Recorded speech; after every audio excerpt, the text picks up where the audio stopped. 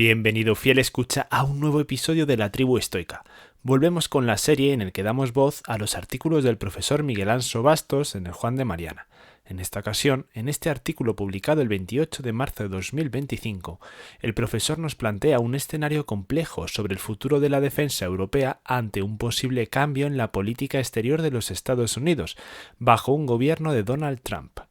Bastos, desde una perspectiva anarcocapitalista y antiimperialista, analiza las implicaciones de este cambio y critica la respuesta que parece estar emergiendo desde las élites europeas, abogando por una mayor Europa en términos políticos y militares. Si te interesa este tema de rabiosa actualidad, te recomiendo que te quedes hasta el final. ¡Comenzamos!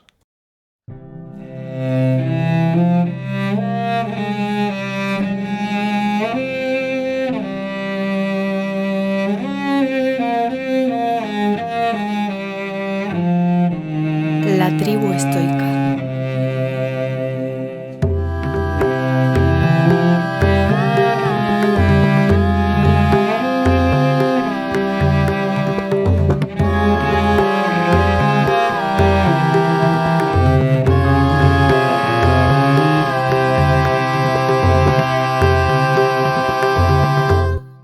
Todo apunta a que el gobierno de Donald Trump ha cambiado sus alianzas y de apoyar incondicionalmente a Ucrania parece mostrar ahora su preferencia por llegar a acuerdos con el presidente Putin. Al mismo tiempo, inflige una grave humillación a los gobernantes europeos, que parece que no van a ser llamados a la mesa de negociaciones, a pesar de que el conflicto se desarrolla en el espacio europeo. Algunos acusan de traición a Trump por ningunear a la OTAN y por retirar su apoyo a Zelensky, o mejor dicho, por condicionar su apoyo a una contraprestación en forma de concesiones de minas de tierras raras. Yo no lo llamaría traidor, pues es algo que lleva tiempo anunciando e incluso formó parte de su discurso electoral. Lo que sí rompe en parte es la línea de continuidad en política exterior de los Estados Unidos, en la que los aliados europeos jugaban un lugar central. En cualquier caso, los líderes europeos se han dado cuenta de que la intención de Trump es dejar de subvencionarles los gastos de defensa, proponiendo incluso la reducción de las bases militares y los efectivos desplegados en nuestro continente. Para un antiimperialista, y los anarcocapitalistas lo somos, no deja de ser una buena noticia, pues supongo que no es razonable esperar que los norteamericanos se encarguen de solventar nuestros problemas y de protegernos otros 80 años más. Algún día tendrían que retirarse, y ese momento parece haber llegado, y los europeos tendremos que encargarnos de nuestros desafíos de defensa.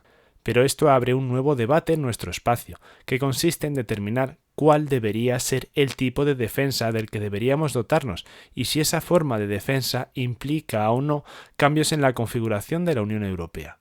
La mayoría de las voces que se expresan desde el poder, tanto desde los Estados como desde la propia Unión, parecen reclamar más Europa, tanto en el ámbito político como en el militar. Han encontrado en el abandono norteamericano una ventana de oportunidad para reforzar el proyecto centralizador europeo. Así, se habla ya abiertamente de incrementar los poderes de la Comisión Europea en el ámbito interno y de expandir la Unión a nuevos países, Ucrania incluida, en el ámbito exterior. Por supuesto, se vuelve a discutir la idea de establecer un ejército único europeo para atender los problemas de la defensa. Creo que llevar a cabo tales medidas sería un inmenso error, pues los objetivos de recuperar influencia en el mundo no solo no se conseguirían, sino que muy probablemente el declive europeo sería irreversible. Aunque, dicho sea de paso, a veces me sale la vena aceleracionista, y reconozco que esas medidas no me disgustan del todo, en el sentido de que acabarían de una vez con este proyecto centralizador que ha llevado a Europa al estancamiento económico, político y cultural. Si algo me disuade de desearlo en serio es que ese proceso no sería ordenado y podría dar lugar a severas disfunciones sociales y económicas, arrastrando a todos los que lo integren sin distinguir justos ni pecadores. En primer lugar, hay que recordar que Europa está más unida políticamente que nunca en su historia y que, como ya hemos señalado alguna vez, siempre se ha caracterizado por estar dividida y fragmentada.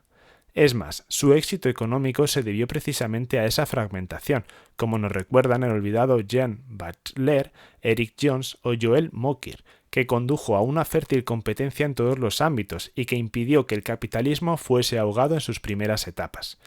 A la inversa, fue la centralización uno de los factores que explican el estancamiento y la decadencia de China hasta comienzos del siglo XXI, y lo que, a mi modo de ver, impedirá que se consolide como un espacio económico de alto desarrollo. Nunca llegará a ser Singapur, también de cultura china, porque frenará su crecimiento mucho antes, como se puede constatar viendo su desempeño en los últimos años. Ni siquiera Hong Kong, a pesar de que desde que está incorporado en un espacio político más grande crece relativamente mucho menos. Incrementar los poderes de la Comisión solo puede conducir a la creación de un superestado al estilo del chino, que vacíe de competencias a los actuales estados e impida la competencia entre ellos. Si la Comisión se equivoca todo el continente con ella, y careceríamos de parámetros de comparación a pequeña escala. Solo podríamos compararnos con Estados Unidos o China, y no serían buenos referentes dadas las distancias culturales existentes. Extender la Unión a otros estados, como Ucrania, Moldavia o Serbia, sería un magnífico regalo para los euroescépticos. No solo complicaría la toma de decisiones, a menos que se eliminasen las posibilidades de vetos que aún existen, lo cual dejaría a los Estados miembros poco más que como provincias de la Unión Europea, sino que ya se están dando problemas tanto en el ámbito de la política exterior como en la interna, con varias de las recientes incorporaciones del este de Europa. Mucho más se darían si se incorporasen estados de grandes dimensiones como Ucrania, con conflictos abiertos o latentes con potencias extracomunitarias. Estos nuevos países serían receptores netos de ayudas y no creo que contribuyesen demasiado a la mejora de la competitividad del espacio, dado que aún cuentan con una fuerte cultura estatista, plagada de empresas públicas heredadas del viejo Estado comunista, y sus grados de corrupción siguen siendo muy elevados. Ayudar a esos países pasaría más por abrir mercados a su producción, algo a lo que, por cierto, se oponen muchos sectores económicos, como el agrario, de varios estados del este de Europa. Una mayor extensión territorial no hará más fuerte a Europa, ni una mayor integración la hará más competitiva. Otra cuestión que dificultará mucho esta salida es el hecho de que sus sistemas políticos y sociales son muy disímiles entre sí. Los sistemas de bienestar europeos, sanidad o pensiones, por ejemplo, se plantean con principios diferentes en cada país y responden a dinámicas históricas propias y a tradiciones intelectuales endógenas. En Europa hay sistemas sanitarios tipo Beveridge, como el español, en el que los servicios son gestionados de forma directa por el Estado, y otros como el alemán, a base de cajas de seguros similares a Muface en España, de gestión privada y con financiamiento parcial del Estado. El problema sería determinar cuál sería la forma de prestación al unificarlos, pues probablemente no contentaría a todos e implicaría problemas y costes de transición a corto y medio plazo. Solo hay que ver lo que sucedió con la simple posibilidad de transferir a los asegurados de Muface a la Seguridad Social, para imaginar lo que sería transicionar hacia un modelo de salud unificado en Europa. Además de la forma en que se presten los servicios sociales, habría que discutir cuál debería ser la cantidad gastada en ellos y cuáles deberían ser las prioridades a atender. En esto tampoco parece haber acuerdo. Si la unificación de políticas sociales ya es compleja, mucho más lo sería la creación de un euroejército unificado, no solo por la integración bajo un mismo sistema de mando de soldados con diferentes idiomas y culturas, sino también por el problema de definir cuáles deberían ser las prioridades de la defensa europea. Y estas no están en absoluto claras ni bien establecidas. Los países del este y centro Europa, supongo, definirán su defensa en relación con Rusia, a la que temen por la posibilidad de que retome el viejo imperio de los zares, Polonia y Finlandia incluidas. Países como España verán en el norte de África sus potenciales amenazas, mientras que Francia y Bélgica podrían estar más interesadas en controlar sus antiguas colonias en el Sahel o en África Central. No es fácil atender a todos estos espacios a la vez y, supongo, el futuro mando europeo tendría que priorizar unos sobre otros a la hora de requerir armamento, material y recursos humanos. En definitiva, el Euroejército tendría que desatender los intereses de algunos de sus miembros para atender los de otros, y acabaría siendo dirigido por el país que tuviese mayor influencia política en el conjunto, exactamente igual que ocurre ahora en el funcionamiento de la OTAN. El problema de redefinir el enemigo que justifique una integración militar no es nada claro ni simple, pues de darse los pactos que se anuncian entre Rusia y los Estados Unidos, el gran país eslavo pasaría de ser enemigo a aliado del principal miembro de la Alianza Atlántica. Habría que justificar muy bien las razones para armarse contra un amigo del jefe, salvo, claro está, que los países europeos abandonen la OTAN y establezcan un esquema de seguridad propio y al margen de los Estados Unidos.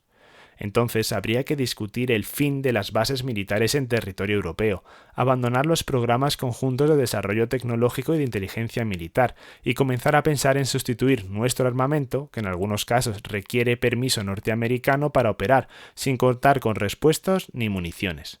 Además, dada la naturaleza cambiante de las relaciones internacionales, como estamos comprobando en estos momentos, resulta peligroso centrarse solo en un enemigo cuyo potencial de conflicto, a mi juicio, se está exagerando deliberadamente, descuidando otras posibles formas de enfrentamiento que no necesariamente tienen que ser armadas.